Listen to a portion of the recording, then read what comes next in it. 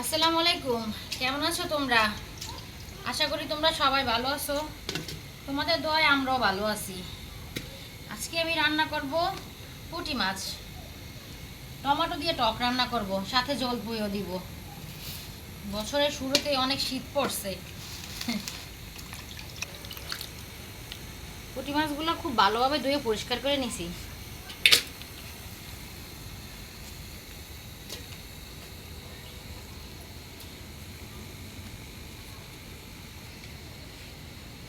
টকটা আমি মাখায়া বসাবো।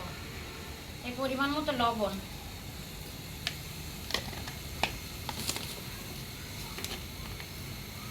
টকের ভিতরে বেশি জাল দিব না, আমি হালকা পরিমাণে জাল দিব।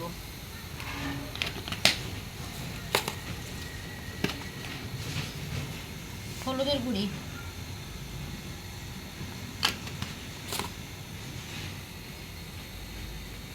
এখানে আমি শুধু রসুন বেটে নিয়েছি, আদা দেই নাই। রসুনের আটকে গেলাম গন্ধা। টকের ভিতরে আমি কোনো ধরনের পেঁয়াজ ব্যবহার করব না, শুধু আমি রসুন বাটা দিচ্ছি, টমেটো কুচি আর কয়টা কাঁচামরিচ দিয়ে দেব।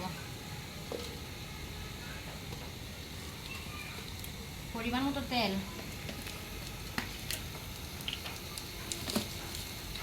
খুব ভালোভাবে সবগুলো আমি একসাথে মিশিয়ে নেব।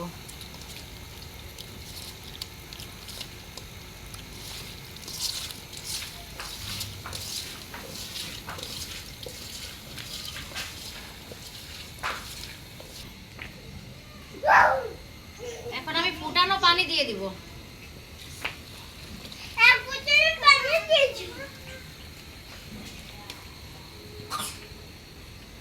এখন বসিয়ে দিব।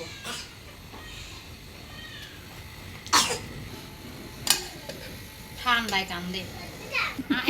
একটা আপেল,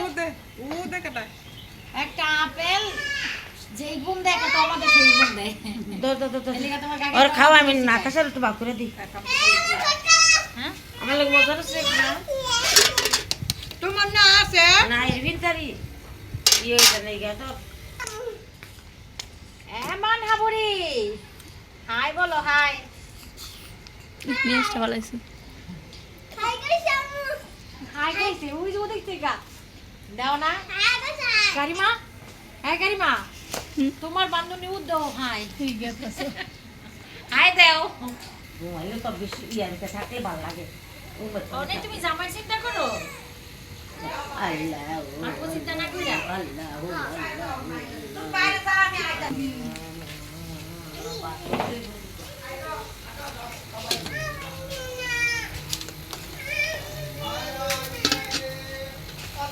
এবার জলপাইগুলা দিয়ে দিব। আমার কি আছে রে পরে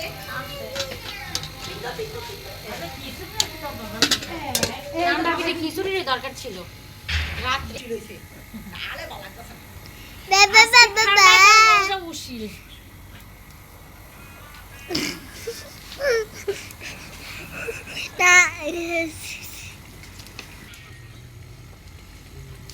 রসুন দিয়ে টকটা আমি বাগার দিব, সামান্য একটু তেল।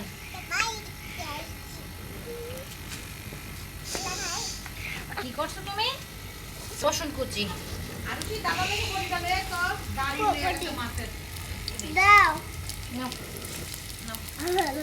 এত বড় বড়ি তুই কত মুখ শেষ না বাগার হয়ে গেছে, দিয়ে দিব।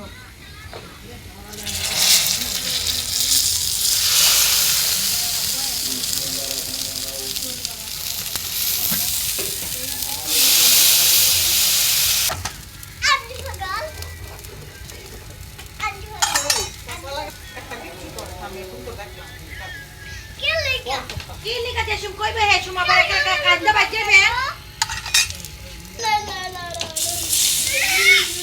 টকটা আমার হয়ে গেছে, এখন নামিয়ে নিব।